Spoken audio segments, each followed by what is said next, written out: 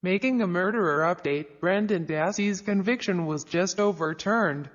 On Friday, August 12th, it was announced that Brendan Dassey, a convicted killer in the 2005 murder of Teresa Halbach and one of the subjects of the Netflix documentary series Making a Murderer, could be a free man, or get a new trial. Federal U.S. Magistrate Judge William Duffin overturned Dassey's murder conviction. The reason for the ruling was that Duffin decided that Len Kuczynski, Dassey's lawyer, committed indefensible misconduct while representing Dassey, WISN-TV and ABC affiliate reported. In his ruling, Duffin also explained that Dassey's confession should be considered involuntary because of the way the police conducted themselves.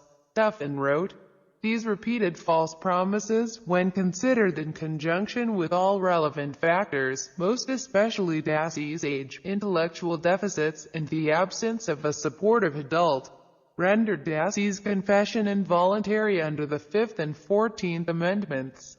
The Wisconsin Court of Appeals' decision to the contrary was an unreasonable application of clearly established federal law."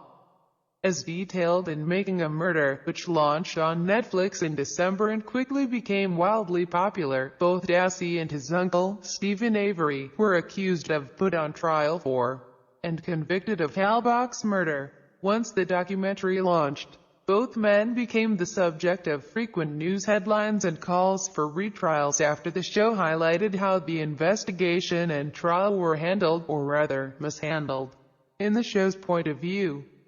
Kuczynski was appointed to represent Dassey after Dassey confessed to police on March 1, 2005, that he'd helped Avery kill Halbach.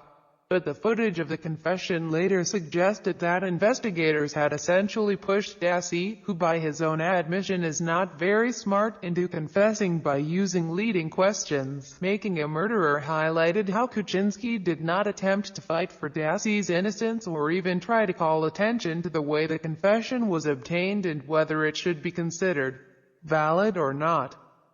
The state has 90 days to appeal and retry Dassey. A second season of Netflix's Making a Murderer was announced in July, but it's unclear how many episodes it will comprise. In response to Dassey's conviction being overturned, Making a Murderer directors and executive producers Laura Ricciardi and Moira Demos issued the following statement.